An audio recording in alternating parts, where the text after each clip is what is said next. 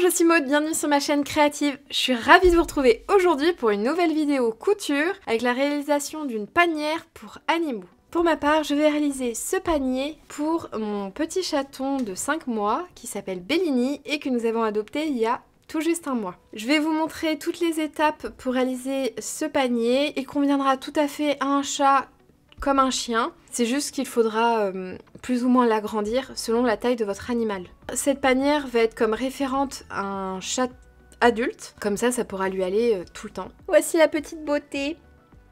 Petit Bellini. 5 mois. On est passé du coup par l'association Sauvetons Bourbon et compagnie. Normalement ils font des sauvetages 99% du temps de chiens, mais exceptionnellement il y avait un sauvetage de petits chats et c'est une association qui fait des rapatriements, du coup qui va sauver des animaux à la Réunion, qui les ramène ensuite en métropole. Voilà la petite star. Donc maintenant que les présentations ont été faites, c'est parti pour réaliser ce tuto. Nous allons avoir besoin de plusieurs fournitures. Dans un premier temps, on va choisir ces tissus. Je vais utiliser deux tissus différents et de compositions différentes pour qu'en fait mon coussin puisse être utilisé des deux sens. Que je puisse l'utiliser de ce côté l'été, c'est-à-dire avec cette petite popeline de coton achetée à Mondial Tissu. L'hiver, avoir le côté dufteux et tout doux de la polaire. Là actuellement chez nous il fait à peu près 18 degrés à Bordeaux, donc c'est vrai qu'on va vite passer à la popeline de coton. Pour ce qui est des tissus, vous prenez un petit peu ce que vous souhaitez. Vous pouvez très bien faire comme moi, c'est pratique après d'avoir un panier réversible. On va avoir aussi besoin de cordes. J'ai pris la corde de coton en 0,5 pour que ça aille avec la taille de mes œillets que j'avais déjà acheté auparavant. Vous pouvez très bien prendre des kits d'œillets, surtout si vous en utilisez souvent pour faire des trousses ou même pour des vêtements ou quoi. C'est très pratique. Le mien, je l'ai acheté à Mondial Tissu, mais je crois que la marque c'est Prime. Et avec ça, bien évidemment, il vous faudra un marteau pour pouvoir mettre les œillets. Et pour finir, il vous faut de la ouate, que j'ai acheté également à Mondial Tissu. Je pense qu'on aura besoin facilement de 1 kg, 1,5 kg de ouate. Et avec ça, le petit fil à coudre qui conviendra pour coudre notre panier. Là, je vais vous montrer en dessin. Ce que je fais, c'est que j'ai divisé en deux.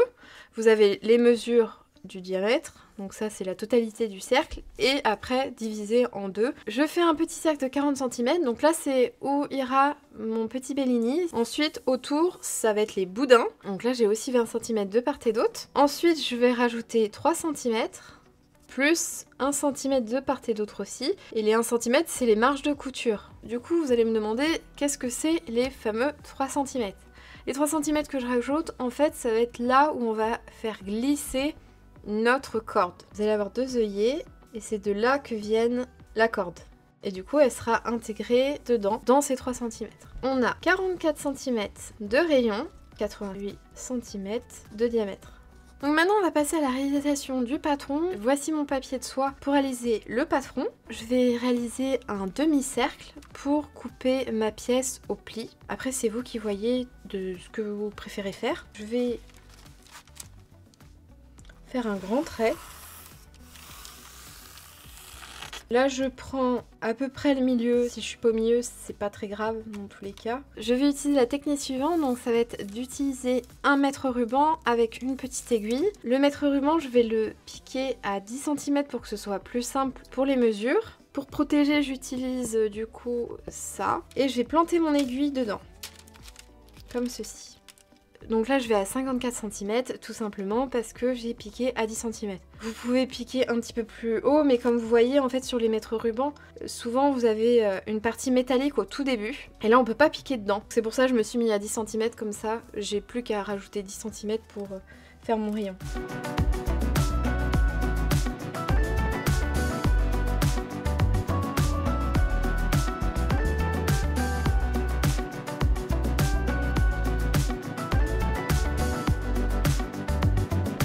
Et voilà, on a réalisé notre patron pour notre panier rond. J'ai lavé et repassé mes tissus. Là, je l'ai plié en deux. Vous avez le pli juste ici. On va prendre son patron et le positionner comme ceci. Et maintenant, j'épingle.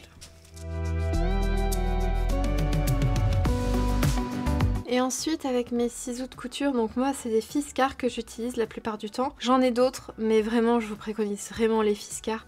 ça reste les meilleurs ciseaux de couture. Alors c'est un investissement, il me semble que les miens je les ai payés 25 €. C'est le prix qu'il faut mettre dans des ciseaux de couture, faut savoir, pour avoir de la qualité. J'avais acheté aussi les Bohin, malheureusement ils coupent pas si bien que ça. Investissez dans des ciseaux Fiskars si vous voulez vraiment que vos découpes soient parfaites.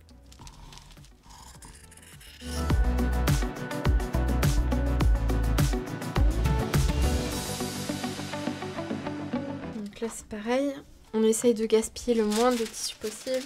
On essaye de ne pas avoir de plis, c'est très important. Et là il n'y a plus qu'à épingler à nouveau.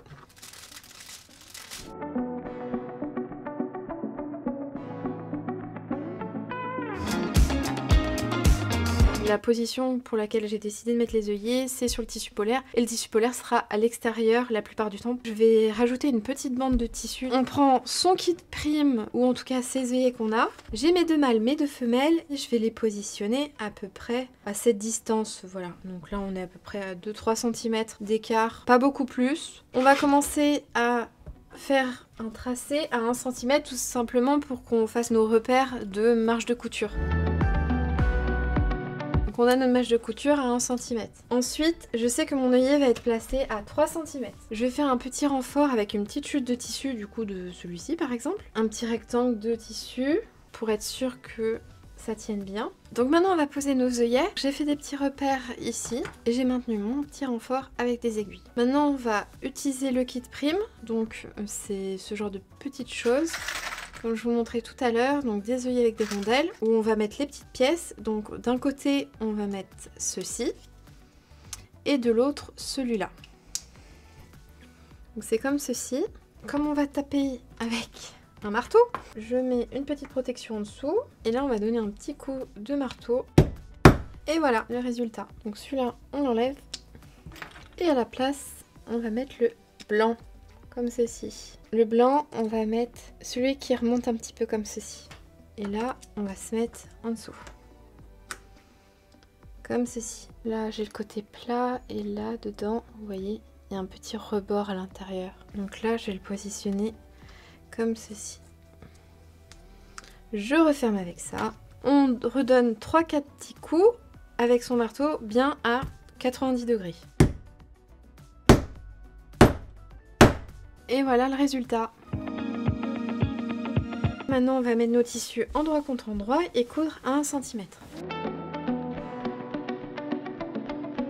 Et je vais laisser une ouverture d'à peu près 15 cm pour qu'on soit assez large, pour retourner notre pièce et pouvoir la rembourrer aussi plus facilement. Et maintenant place à la couture, je vais coudre tout autour à 1 cm en laissant bien évidemment mon ouverture de 15 cm.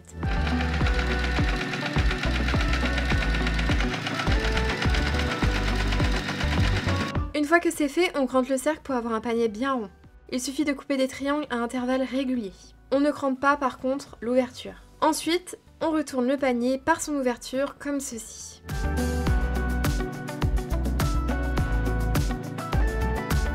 Et on fait en sorte de lui donner sa forme de panier rond. Ensuite, avec la règle, on mesure le centre de son panier. Et là, je trace un cercle de 20 cm de rayon. J'utilise la même technique que pour décalquer le patron, en utilisant le mètre-ruban et l'épingle. Je trace ensuite 2 traits dans la continuité de mon ouverture extérieure, et ça sert à marquer l'ouverture de mon cercle intérieur. Donc je fais en sorte que mon ouverture de l'extérieur soit la même que le cercle intérieur, ce sera beaucoup plus simple pour rembourrer. Et puis il n'y a plus qu'à coudre sur mes traits, en laissant bien évidemment mon ouverture. Et on n'oublie pas les points d'arrêt. J'ai enfin cousu le cercle intérieur de 40 cm de diamètre, comme ceci. Il y a bien mon ouverture ici que j'ai faite, alignée avec celle de l'extérieur. Ça, ce sera plus simple pour ajouter la ouate. Avant de rajouter la ouate, vous savez, on va rajouter de la corde. Je vais faire un trait à 3 cm. Je me mets de ce côté-là, du côté polaire, pour que ça soit mieux pour vous. J'ai tracé, comme vous voyez, à 3 cm du coup tout autour. J'ai laissé une ouverture ici d'à peu près 15 cm, donc c'est l'ouverture qui correspond en fait à notre ouverture extérieure. Et là on va coudre tout autour. Maintenant on va remplir le milieu avec de la ouate, comme ceci. On commence par ça. On en met quand même suffisamment pour avoir un petit coussin bien rembourré au milieu, surtout si vous prévoyez de mettre la panière au sol et non pas sur un canapé ou un fauteuil. Faites en sorte que ce soit assez rembourré pour votre petit animal de compagnie. Donc là, je suis en train d'entamer mon sachet de 500 grammes. À mon avis, il va falloir au moins 1 kg de ouate. Et là, maintenant, on va fermer la couture ici. Et après, on va rembourrer le reste.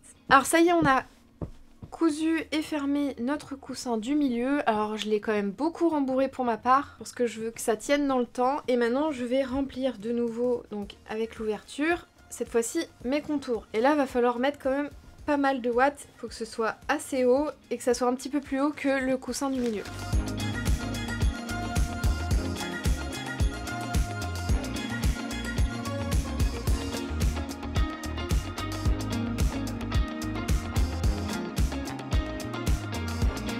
Donc là, j'ai rajouté le rembourrage tout autour. Vous la faites rentrer par l'un des deux œillets. Vous pouvez ajouter une épingle à nourrice en fait à votre corde avant de l'intégrer dans votre œillet. Et après, vous poussez au fur et à mesure pour l'intégrer. J'ai utilisé 1 kg de watts pour bien rembourrer comme il faut ma panière. On va tout fermer, tout coudre. Et après, en fait, on pourra avoir deux versions. La version plus fermée, comme ceci, et la version totalement couchée, si vous préférez. On dessert tout bien, on remet tout à plat, une fois qu'on a la corde qu'il nous faut, comme quantité. Et là, voilà, j'ai commencé à fermer, donc là, je vais coudre tout autour. Et après, il ne me restera plus qu'à fermer aussi cette couture. Je replie vers l'intérieur mes deux tissus pour qu'ils se joignent. Et hop. Vous pouvez coudre au point à la main, au point invisible. Je vais gagner du temps et puis de toute manière ça se verra pas spécialement. Je préfère coudre pour ma part à la machine. Là je vais faire à peu près 2,5 cm pour que ce soit quand même assez large car la corde est un petit peu épaisse et ça permettra d'avoir un serre-cordon assez simple à utiliser. Je fais x2, donc 5 cm puisque le serre-cordon va être tout autour. Pour cela je vais utiliser une petite chute de tissu qui me reste et du thermocollant. Alors le thermocollant c'est facultatif si vous utilisez déjà un tissu épais. Malheureusement le mien, j'ai fait un test au préalable et mon serre-cordon se replie sur lui-même. Donc je dois utiliser du thermocollant. Donc je vais faire un rectangle de 5 cm par 5 cm. On n'oublie pas les marges de couture pour le côté. Donc mes marges de couture sont de 1 cm de part et d'autre. Je fais un rectangle de 7 par 5. Vous n'êtes pas obligé de faire un serre-cordon de 5 cm de hauteur, c'est vous qui voyez. Je trouve que c'est la taille idéale pour un serre-cordon. Faut pas plus grand parce qu'après c'est plus difficile pour le serrer. Puis je découpe mon rectangle aussi dans le thermocollant. Pour le thermocollant, vous avez un côté brillant, c'est où il y a la colle. Et du coup, je vais le placer sur le revers de mon tissu coton. Un petit coup de fer à repasser et tout est bon. On plie ensuite notre tissu en deux sur l'envers, on épingle et on coud à 1 cm. On n'a plus qu'à retourner notre serre-cordon, puis on l'insère dans nos deux cordes.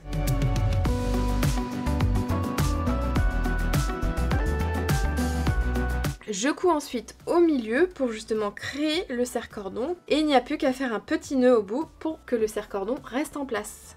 Voilà.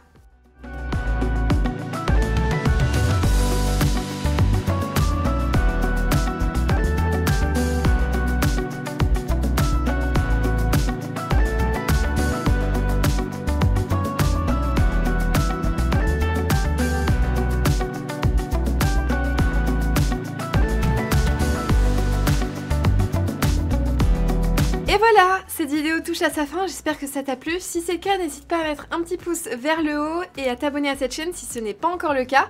Et moi je te dis à bientôt pour de nouvelles aventures créatives.